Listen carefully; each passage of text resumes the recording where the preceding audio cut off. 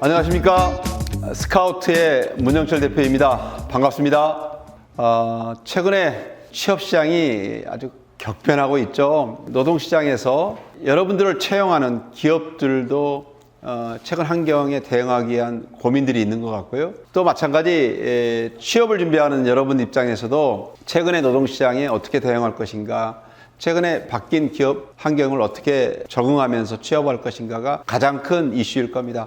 오늘은 여러분들과 커리어라는 새로운 여행을 함께 하려고 합니다. 여러분, 어떤 회사에 취업하겠다는 생각은 많이 해보셨죠? 그러나 내가 20년, 30년에 대한 미래를 결정하는 커리어라는 것들을 두고 진지하게 고민해 보신 분들은 많지 않을 겁니다. 오늘 그 커리어의 문을 여러분들과 한번 스카우트가 시작을 하고자 합니다. 그 커리어에 대한 여행의 방법을 저는 커리어 플래닝이라고 정의하고 있고, 오늘은 커리어 플래닝과 관련된 내용을 어젠다로 해서 집중적으로 얘기를 나눌까 하고요. 또 시간이 주어진다면 언젠가는 여러분들과 더 깊은 사례 중심으로 많은 얘기를 나눠볼까 합니다. 여러분, 이 만화 혹시 보신 적이 있나요? 이 만화의 제목은 원피스라는 만화인데, 이 만화의 주인공이 루피죠. 루피가 대기업 면접장에서 벌어지는 일들을 아주 재밌게 작가가 그려낸 내용인데, 오늘은 크로코다일이 면접관입니다. 면접관이 자기소개가 끝난 루피에게 몇 가지 질문을 합니다. 첫 번째, 학점이 어떻게 되시나요? 왜? 이력서 상단에 학점을 크게 어필을 해놨어요. 4.3 만점에 4.2라고 얘기합니다. 굉장하죠? 토익 성적은 얼마나 되시나요? 900점이 넘는다고 루피가 얘기합니다. 역시 그 이력서 상단에 토익 점수가 크게 기록이 되어 있습니다. 근데 면접관이 뭐 그저 그럭 좋은 성적을 갖고 있네요. 왜? 우리 회사에 지원하는 많은 구직자들 중에 900점이 넘는 토익 성적과 4.0이 넘는 성적을 갖고 있는 구직자들이 많이 있는 거죠. 따라서 조금 루피에 대한 무관심을 보이자 루피가 히든카드를 제시하죠. 그게 뭡니까? 여러분들이 많이 준비하고 있는 취업 5종 세트죠. 각종 자격증, 공모전, 자원봉사 뭐 등등 이런 내용들을 어필을 하죠. 면접관이 크게 반응하면서 움직일 거라고 했는데 움직이지 않죠. 그럴 때 루피가 본인이 1년 동안 고생했던 무용담이 담겨있는 히든카드를 제시하죠. 그게 뭐죠? 마지막 카드, 해외 어학연수입니다. 여러분들 해외 어학연수 가서 고생했던 경험 있으시죠? 많은 사람들이 갈 수는 없지만 많은 대학생들이나 구직자들이 본인만의 차별화 전략으로 준비를 하죠. 그러나 면접관은 그거 말고 뭐 다른 어필할 수 있는 것들을 얘기하라고 했을 때, 루피가 주저하고 있을 때 면접이 끝났다라고 선언을 하고 그 자리에서 발표를 하죠. 떨어진 것 같다고, 이만 돌아가라고. 루피가 매달리죠. 그러나 면접관은 끝까지 왜 떨어졌는지에 대해서 설명을 해주지 않죠.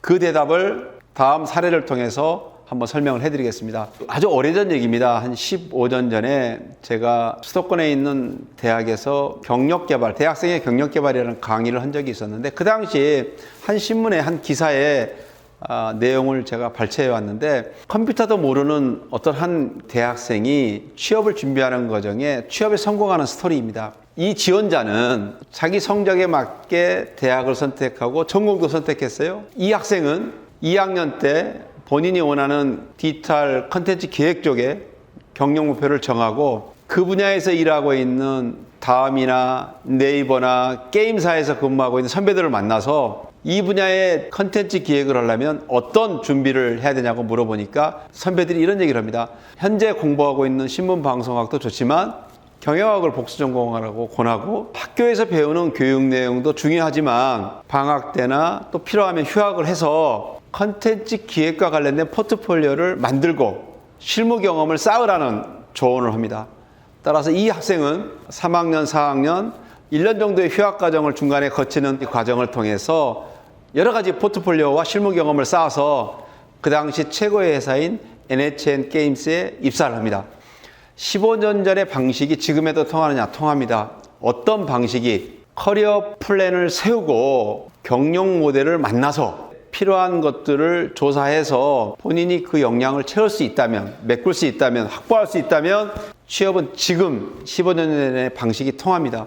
아까 루피가 자기만의 방식으로 학점을 취득하고 토익 성적을 올리고 취업 5종 세트를 준비했던 것들을 어필했을 때 면접관이 반응을 보이지 않았지만 NHN에서는 이 지원자의 지원 분야에 대한 적합한 역량을 아까 말씀드렸던 선배들의 직무에 대한 내용들을 파악해서 어필했을 때 아주 적합한 인재라고 평가를 해주는 거죠. 이분이 지금 무슨 일을 하고 있는지 볼까요? 현재 게임사 벤처기업의 대표로서 모바일 게임을 만들고 있는 아주 탄탄한 기업의 CEO로서 일하고 계십니다. 뒤에서도 한번 말씀을 드리겠습니다만은 내가 첫 직장에서 또 주니어로서 1년에서 5년차까지 어떤 경력을 쌓으냐에 따라서 10년, 20년, 30년의 경력의 운명이 결정된다는 놀라운 얘기를 제가 한번 드리고 있는 겁니다. 최근에 노동시장에 대한 구인구직 시장에 대한 몇 가지 변화된 내용들을 간단하게 한번 설명을 드려보겠습니다. 기업들은 잘 아시는 것처럼 정기공채 집단으로 뽑기보다는 필요할 때 수시로 상시 채용을 하고 있고 최근에 기업들의 요구를 받아서 스카우트해서 인재를 추천할 때 보면 대부분 다 직무 역량 중심의 평가 항목들을 가지고 서류 전형하고 또 면접에서 실무에 적합한 역량을 마치 경력사원처럼 확보했는지를 검증을 합니다. 따라서 전공 면접이 취업의 장락을 결정하고 있죠. 이러한 채용 시장의 기업들의 변화에 최근에 MZ 구직자들은 더 빠르게 변화하고 있는데 그 변화의 방향이 긍정적인 측면과 아주 부정적인 측면들이 있습니다. 그러나 엄연한 사실은 시장에서 구직자들이 이렇게 행동하고 있다는 거죠. 상위 10% 구직자들은 여전히 본인이 원하는 분야의 취업에 나이스하게 성공을 합니다. 두 번째로 상위 10에서 30%에 해당되는 구직자들은 상위 1위 기업에 도전을 해서 안 되면 상위 2위 기업에 도전을 해서 합격을 합니다. 예전 같으면 상위 30% 이내에서 좋은 일자리를 선택한 많은 구직자들은 3년에서 5년 이상은 그 회사에서 일을 했던 게 경력을 쌓았던 게 과거의 어떤 형태였다면 최근에 많은 구직자들은 유니콘 기업의 반란이라고 할까요? 아니면 안정적인 직장의 선호현상이라고 그럴까요? 많은 구직자들이 6개월 만에도 회사를 옮기고 1년 만에도 회사를 옮기는 현상들이 굉장히 많이 벌어지고 있습니다. 삼성전자에서도 성공한 유니콘 기업으로 토스트나 배민으로 옮기는 분들이 있고요. SK 하이닉스 들어간 분들도 LG전자에 들어간 분들도 6개월, 1년 만에 삼성전자로 옮기는 경우도 있고요. 이러한 모든 케이스들을 보면 굉장히 과거하고는 달라졌고요. 두 번째로 상위 30%에 해당되는 많은 구직자들이 좀 더 안정적인 일자리를 찾기보다는 전문 자격증을 취득하기 위한 공부를 하는 분들도 많이 늘어나고 있는 것 같습니다. 정말로 이제 부정적인 몇 가지 현상들을 설명을 드릴까 하는데요. 중상위권에 있는 구직자들은 최근에 기업의 취업보다는 좋은 일자리 중에 공무원이나 공공기관의 취업을 준비하기 위해서 2년 동안 공부를 하는 학생들이 굉장히 많이 늘어나고 있고요.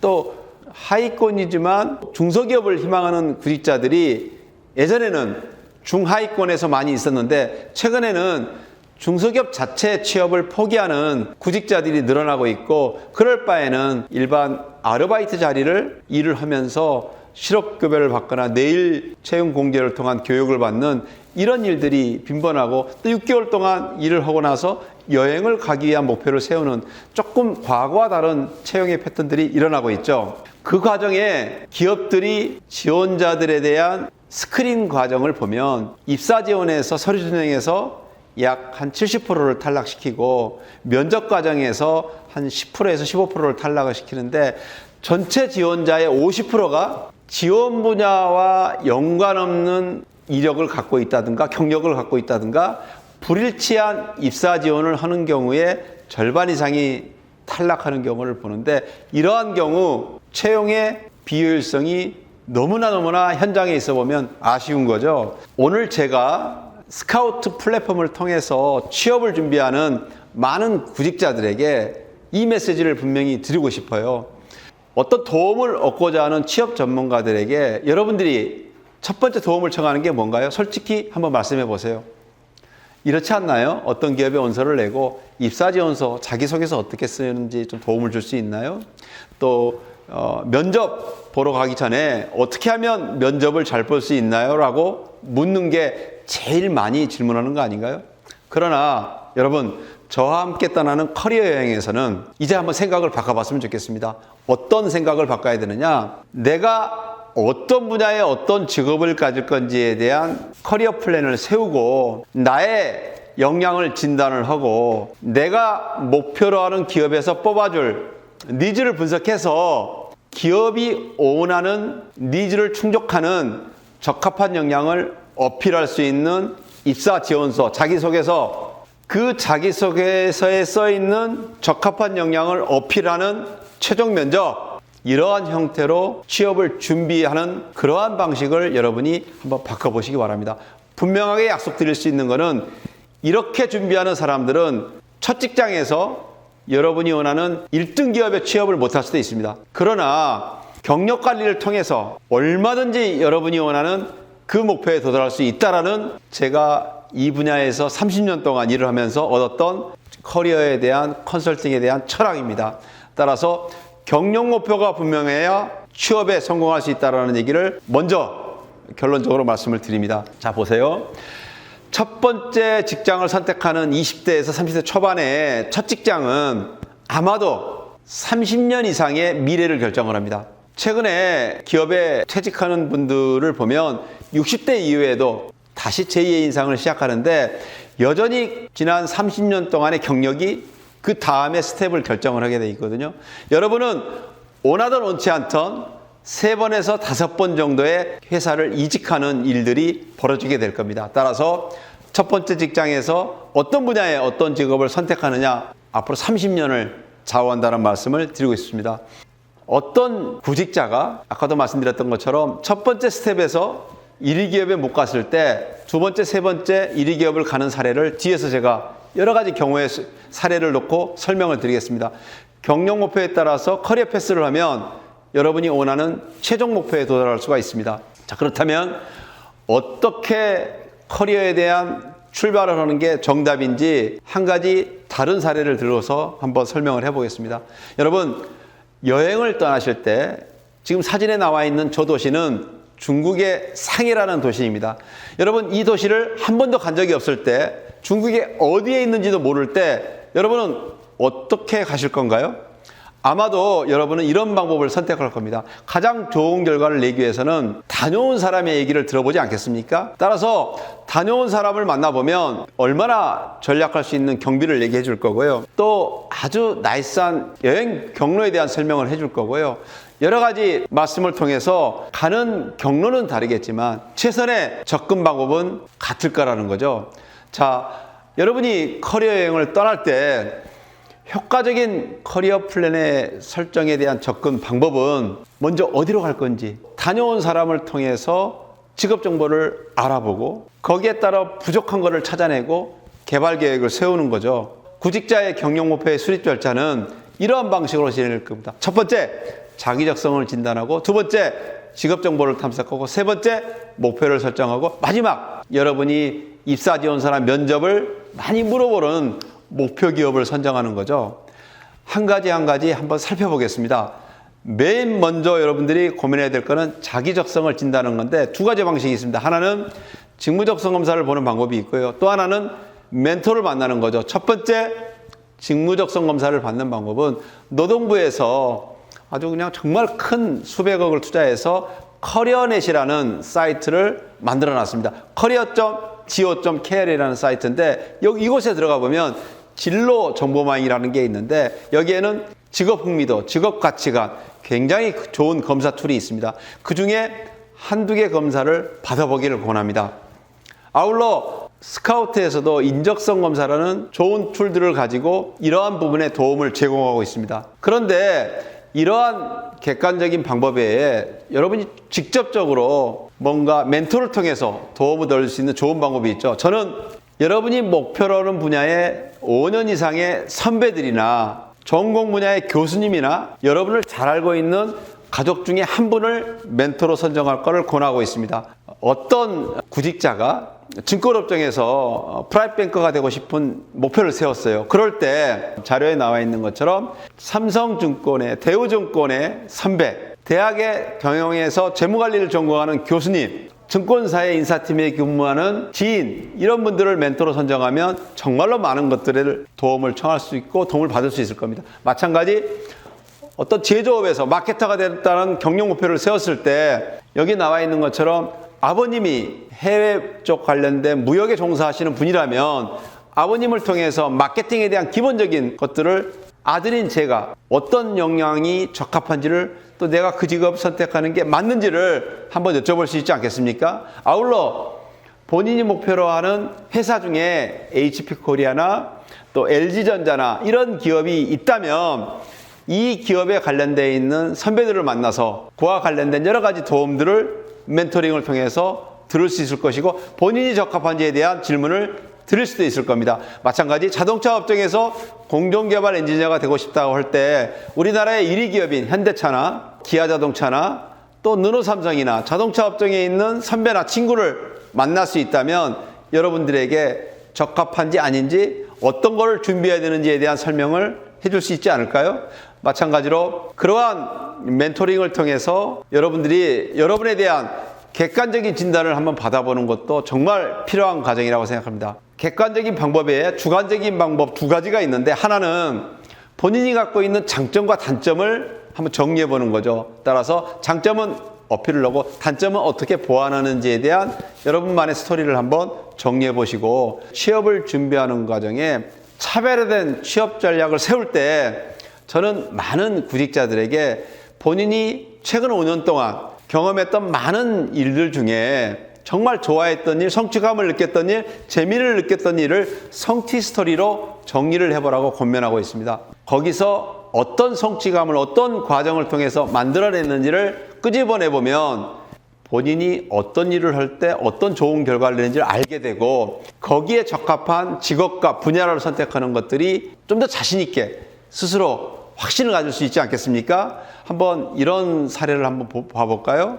어떤 구직자가 프로덕트 마케터가 되겠다는 경영 목표를 세우고 본인이 갖고 있는 성취 스토리 중에 미국에서 어학연수 할 때 미국 레스토랑에서 1년 동안 아르바이트를 했는데 정말로 많은 노력과 연습과 실행 과정을 통해서 아르바이트 끝날 때 그 레스토랑의 매니저가 귀하는 우리 레스토랑에서 최고의 서버라는 그런 인정을 해줬던 사례들을 성취 스토리로 만들어서 이분이 본인이 마케터로서 서비스 정신과 일을 실행하는 그 성공의 결과를 가지고 어필했던, 성취 스토리를 만들었던 그런 내용을 본 적이 있습니다.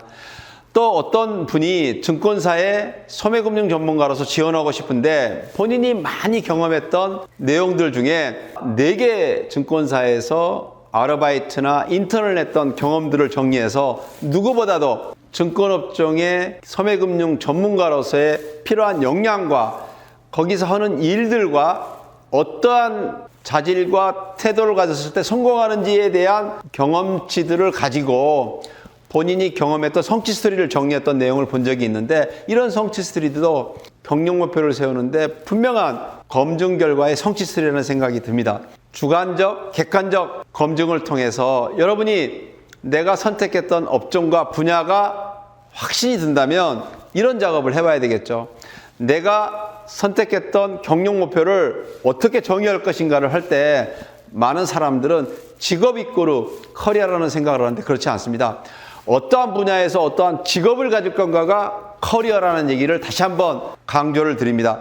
한번 볼까요? 어떤 분이, 어떤 구직자가 마케팅 전문가가 되고 싶어요 라고 할 때 저는 이렇게 물어봅니다. 산업재 분야에서 마케팅 전문가가 되고 싶으세요? 소비재 분야에서 마케팅 전문가가 되고 싶으세요? 라고 물어봅니다. 그러면 글쎄요, 왜 그걸 질문하나요? 라고 물을 때 저는 이런 얘기를 합니다. 소비재 마케터의 경영 모델을 만나보고 산업재 마케터의 경영 모델을 만나보면 다른 역량을 어필하는 내용을 발견할 수 있을 거라고 조언을 해줍니다. 그게 무슨 말씀이겠습니까? 농심의 마케터는 전 세계 20억의 인구를 대상으로 마케팅을 합니다. 다시 말하면 굉장히 매스마켓의 마케팅을 하는 거죠. 그러나 현대중공업의 마케터는 전 세계에 100개도 안 되는 선박회사를 타겟으로 해서 마케팅을 합니다. 어떤 마케팅을 하나요? 매스 마켓이 아니라 리치 마켓, 아니 100개 기업에 대한 타겟 마케팅을 하지 않나요? 이런 부분들이 다른 커리어라는 얘기죠. 따라서 소비재 업종에서 마케터가 되겠는지 산업재 업종에서 마케터가 되겠는지를 결정하라는 얘기입니다. 예를 들면 자동차 업종에서 공정개발 엔지니어가 되겠다. 통신업종도 아니고 반도체 업종도 아니고 자동차 업종에서 공정개발 엔지니어가 되겠다는 목표를 세우면 이런 목표 기업을 타겟팅할 수 있습니다.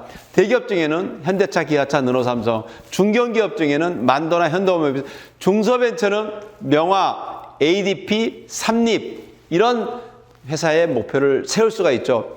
여기에 삼성전자가 있나요? 여기에 LG전자가 있나요? 그렇지 않죠. 자동차 업종만 타겟팅할 수 있고 거기에 집중된 여러분의 역량을 개발했을 때 취업의 성공 확률은 높아지는 거죠. 마찬가지죠. 제조업종의 마케터가 되겠다 할 때 HP코리아, LG전자, 또 중소에서는 쿠쿠 이런 회사를 타겟팅할 수 있겠죠. 여기에 현대백화점이 있습니까? 여기에 쿠팡이 있습니까? 그렇지 않죠. 제조업종이 나와 있죠. 마찬가지 증권업종에서 소매금융 전문가가 되겠다고 목표를 세웠을 때 증권업종의 많은 타겟을 대형, 중형, 소형으로 타겟팅하는 것처럼 여기에 다른 내용이 있습니까? 은행 내용이 있습니까? 없지 않습니까? 증권업종을 타겟팅해서 목표를 타겟팅할 수 있는 거죠. 마찬가지 유통업종에서 MD가 되겠다는 목표를 세웠을 때 백화점 대형 타겟하고 중형 백화점 타겟하고 소형 다이소 마켓컬리를 타겟팅해서 어떤 구직자는 마켓컬리의 첫 번째 직장을 선택해서 직장생활을 하다가 나중에 본인이 롯데백화점을 가고 싶으면 신세계백화점을 가고 싶으면 굉장히 좋은 조건으로 신세계나 롯데 대기업에 얼마든지 취업을 할 수 있다는 얘기죠. 최근에 마켓컬리는 롯데나 신세계한테는 엄청난 경쟁자거든요. 그렇지만 이 기업은 벤처기업이고 유니콘 기업이지 대기업은 아니지 않습니까? 따라서 그러한 목표를 세워서 도전을 해보시기를 강추합니다. 제가 지금까지 말씀드렸던 커리어 플랜을 세우는 과정에 많은 내용들이 중요하겠지만 지금서부터 설명할 직업정보 탐색은 너무너무 중요해서 이 시작 전에 그 중요성에 대한 언급을 다시 한번 드리고 출발하고자 합니다. 구직자들 중에서 정말로 적합한 경영 모델을 찾아서 그분을 만날 수 있다면 저는 취업 준비 과정의 절반은 완성됐다라고 확신을 합니다. 지금 소개하는 몇 가지 케이스는 좋은 경영 모델, 자기가 목표로 하는 경영 모델을 만나서 그 회사에 날쌔게 취업했던 케이스들을 모아봤습니다. 프로덕트 마케터라는 목표를 세웠던 한 구직자는 이 경영 모델을 만나서 준비 과정을 통해서 HP 코리아에 입사를 하게 됩니다. 경영 모델을 만나서 물어보죠. 주로 하는 업무, 또 어떻게 이런 분들이 성공하는가를 물어봅니다. HP 코리아의 프로덕트 마케터라는 포지션은 그냥 일부 업무를 나눠서 담당하는 게 아니라 HP 코리아의 많은 제품 포지션에 어떤 특정 제품에 대해서는 제품에 대한 오너십을 갖는다는 얘기를 합니다. 그 오너십은 뭐냐면 그 제품에 대한 마케팅 전략과 고객을 설득하는 일, 목표의 성과를 쉐어하는 모든 전 과정을 오너십이라고 얘기를 합니다.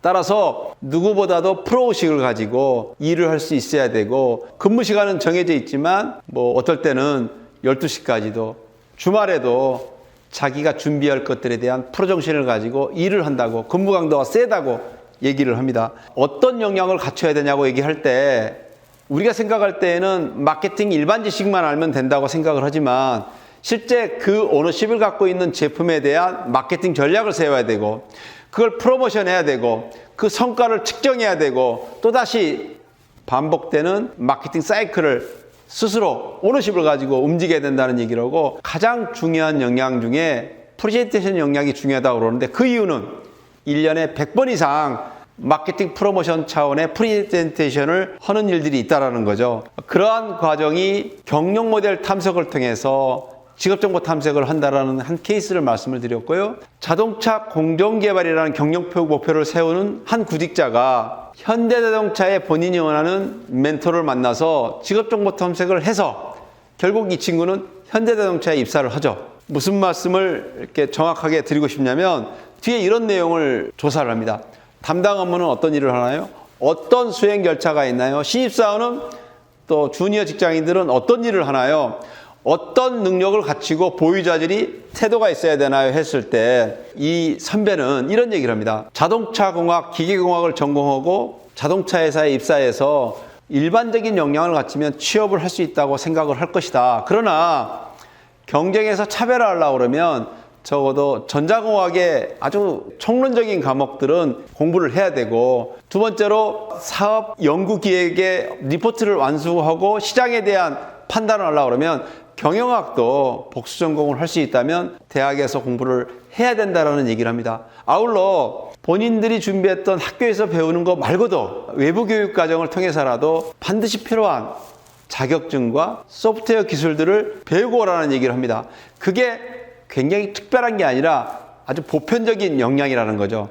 그러한 준비를 4년 동안 해서 입사 지원을 준비하라고 합니다. 그런 과정을 거쳤던 친구가 현대차에 입사했던 케이스입니다. 마찬가지로 삼성증권에 입사했던 구직자의 케이스인데, 앞서 말씀드렸던 성취스루 중에 보면 4개 증권사에서 인턴이나 아르바이트 경험을 했다고 앞에서 한번 소개를 해드렸죠. 이 구직자도 마찬가지 증권사에서 아르바이트나 실무 경험을 쌓으면서 어떤 일을 하는지, 직장 근무기 어떤 일하신 분이 성공하는지를 조사하고 능력과 자질을 파악했는데, 결국은 많은 내용의 스펙들이 있지만 일반적으로 많은 구직자들은 증권분석사라든지 투자상담사라든지 몇 가지 자격증을 취득하면 증권업종에 차별화된 역량을 확보한다고 생각을 하는데, 실제 선배들을 만나서 경영 모델을 만나서 직업정보 탐색을 해보면 그렇지 않죠. 그게 없어도 되고 그게 있어도 되는데 그 역량은 기본 역량이지 그것 때문에 합격하지 않는다는 얘기를 하고, 더 중요한 거는 고객을 대응할 수 있는 서비스 정신, 대인관계 역량, 그런 것들이 정말 성취스토리로 어필할 수 있는 내용이 있다면 그런 내용들이 가장 중요하다는 얘기를 하죠. 그런 부분들을 직업정보 탐색을 해보면 알 수 있다는 얘기죠. 여러분들이 그렇게 해서 파악했던 내용들을 결국은 실행을 해야 되는데, 목표에 접근하는 실행 전략을 세우려고 그러면 여러분들이 목표로 하는 기업 중에 하고 싶은 기업을 선택해서 그 기업에 취업할 수 있는 합격 스펙을 조사해 봐야 되지 않겠습니까? 몇 가지 케이스를 한번 볼까요? 먼저 수립 프로세스에 대한 얘기를 한번 해보겠습니다. 경영 목표를 세우고 직업정보 탐색을 해보면 결국 내가 갖고 있는 현재의 수준의 갭들을 찾을 수 있을 겁니다. 그 갭들을 찾아서 대학을 재학 중인 취업준비생들은 그에 필요한 직무 역량을 확보하는데 경력 개발에 노력을 해야 될 거고, 주니어 직장인들 중에서 이직을 준비하는 분들은 실무 경험에 대한 포트폴리오를 제시할 수 있는 경력 개발을 하셔야 됩니다. 그렇게 해서 관련된 사람들과 네트워킹을 해야 되겠죠. 그 과정에서 여러분들이 반드시 고려해야 될 항목들이 있는데, 전공 역량, 자격 스킬, 어학 능력, 또 자질 함양, 이런 항목들이 있는데, 무엇보다도 반드시 갖춰야 될 항목은 대학생들은 인턴십이나 프로젝트나 공모전에 대한 포트폴리오를 만들어내야 되고요. 현재 주니어 직장인들은 직무 경험, 실무에 대한 포트폴리오를 제시할 수 있어야 됩니다. 여러분들이 경영 목표를 세우고 실행 계획을 세울 때 대학생들은 1학년, 2학년 때 했던 여러 가지 많은 내용들을 한번 정리해 보시고, 3학년, 4학년이 되기 전에 반드시 목표하는 기업들의 캠퍼스 리크루팅을 들어보기를 추천합니다. 4학년 때 캠퍼스 리크루팅을 처음 오시는 분이 있다면 그건 정말 채용 시장을 전혀 모르는 거죠. 적어도 1학년, 2학년 때 예비 참가도 해보고, 3학년 때는 인턴에 대한 캠리를 참가해보고, 4학년 때는 실제 목표할 회사들을 다시 한번 검증하는 캠리를 해보기를 강추합니다. 그러한 과정에 학년별로 커리어에 대한 실행 계획을 세워보는데, 주니어 직장인들은 조금 다른 준비를 해야 되겠죠. 예를 들면 1년도 안 된 신입사원이 회사를 옮길 때에는 직무에 대한 6개월, 1년의 경험들을 적어도 직무에 대한 이해도와 적합도를 분명하게 디테일하게 정리를 해서 신입사원보다는 다른 목표 직무에 대한 어필을 할 수 있어야 됩니다. 마찬가지로 주임급 2년에서 3년 정도의 경력을 갖고 있는 분들은 내가 담당했던 실무 분야에 대한 이해도와 운영 역량에 대한 또 그 일을 소화할 수 있는 경험치에 대한 것들을 어필할 수 있어야 되고요. 마지막으로 4년에서 5년 차 되는 그래도 주니어 중에서는 높은 경력을 갖고 있는 분들은 작은 프로젝트를 혼자의 힘으로도 수행할 수 있는 소PM적인 역량들을 어필할 수 있어야 됩니다.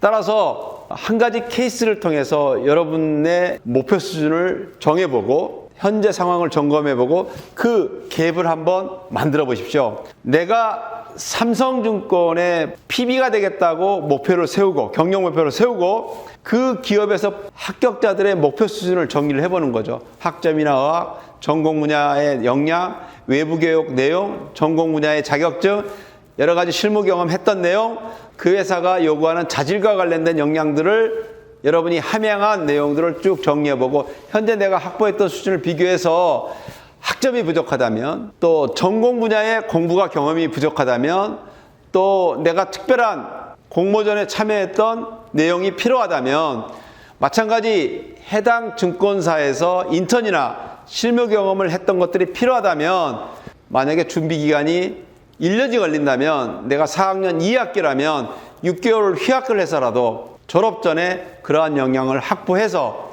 공채 시즌에 지원을 해야 된다는 거죠. 어떤 학생이 아까 제가 말씀드렸던 사례의 목표를 가지고 1학년, 2학년 때 준비했던 내용과 3학년 때 이러한 목표를 세워놓고 갭을 찾아서 준비했던 내용들을 보면 결국 3학년 때 어학연수에 대한 경험도 쌓아서 글로벌 역량을 함양을 하고 3학년 2학기 때 인턴십을 경험을 하고 마찬가지 4학년 때 또 한 번의 인턴십을 한 번 더 경험해서 실무에 대한 역량도 충분히 어필할 수 있는 역량을 확보한 다음에 취업에 지원을 해서 나이스하게 합격하는 그 경력 개발의 한 사례입니다. 그렇지만 이제 취업 이후에 적어도 한 10년 정도의 목표를 두고 1년차, 3년차, 5년차, 10년차에 어떤 수준의 경력 목표에 도달할 건가를 목표로 세워서 만약에 이분이 주니어 시절에 회사를 옮기고 싶다면 여기에 맞는 역량을 가지고 다른 직장으로 옮기는 작업을 해야 될 거고요. 한 직장에서 계속 경력을 쌓겠다 그러면 이 경로와 패스대로 도전을 해보셔야 되겠죠. 해서 그 과정에 많은 도움을 주는 거는 저는 취업을 준비하는 과정도 그렇고 주니어 직장인도 마찬가지고 본인의 네트워킹 인맥들을 관리하고 체계적으로 관계를 형성해야 된다고 생각합니다. 여러분들은 친구나 친척이나 가까운 곳에 있는 네트워킹을 선호하시겠죠. 그러나 실제 여러분에게 도움을 주는 네트워크는 직장 선후배나 대학 선후배나 여러분이 인턴이나 알바를 했을 때 그 해당 분야에 맞는 현직에 근무하시는 분들이 실제 도움이 되죠. 따라서 앞에 말씀드렸던 가까운 곳에 있는 분도 물론 중요하지만 여러분들이 일을 통해서 경험했던 많은 전공을 통해서 공부했던 그분들과 네트워킹을 꾸준하게 하시는 게 정말 중요한 것 같습니다. 어떤 학생이 목표하는 취업 분야를 준비하는 과정에서 네트워킹을 하기 위한 접근 전략을 정리했던 건데 참고해 보시기 바랍니다. 오늘 강의를 한번 정리해 보겠습니다. 제가 서두에 커리어의 여행을 저와 함께 떠나자고 여러분들에게 제안을 했습니다. 짧은 과정의 시간을 통해서 커리어 여행을 떠나는 방법에 대해서 제가 방법론을 제시했습니다.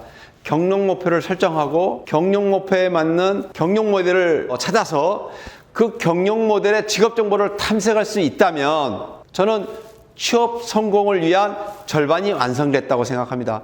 그 목표에 근거해서 본인이 갖고 있는 현재 수준을 점검하고 그 갭을 찾아서 실행하는 게 정말 중요하죠.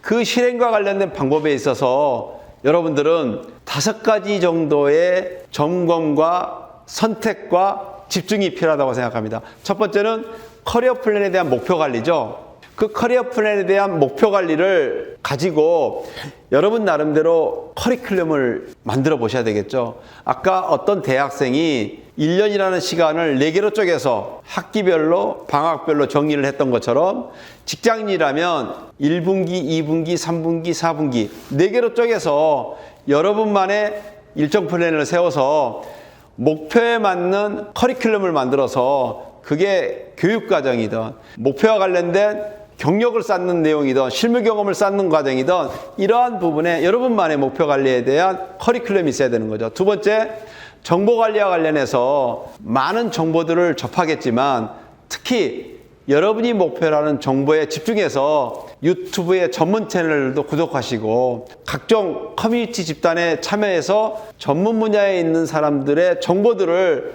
여러분들이 서치할 필요가 있는 거죠. 또 마지막 아까 말씀드렸던 인맥과 관련된 부분에서도 적어도 내가 만나는 사람의 3분의 1은 내가 목표라는 분야의 사람들을 적어도 네트워킹하면서 인맥 관리를 할 수 있어야 되고 그 과정에 시간 관리와 학습 관리를 병행해 주시기를 여러분들에게 권하고 싶습니다. 채용 시장이 바뀌고 채용 환경이 바뀌었다 하더라도 분명히 한 가지 안 바뀌는 엄연한 현실은 아까 15년 전에 앞서 말씀드렸던 어떤 한 구직자가 첫 직장의 첫 직업에서 목표 설정을 제대로 해서 지금 제가 우연히 검색을 해보니까 어떤 기업에 벤처기업의 CEO가 돼서 그 분야의 어떤 최고의 위치에 올라갔던 사례처럼 여러분들이 지금은 여러분들이 세웠던 목표의 과정들이 어려움이 있지만 경력 목표를 한번 세워보시고 그에 맞는 취업에 대한 과정들을 밟으신다면 어쩌면 첫 직장의 첫 번째 직업이 두 번째, 세 번째, 네 번째 직장을 옮길 때 엄청난 승수의 효과의 역량과 효과들이 나와서 여러분이 궁극적으로 커리어 경력 목표 달성과 관련된 목표를 이룰 수 있을 것이라고 저는 굳게 확신하는 바입니다. 여러분 다시 한번 커리어 플랜 또 경력 목표의 중요성에 대해서 한번 인지해 주시고 경력 목표가 분명하면 취업은 쉽다.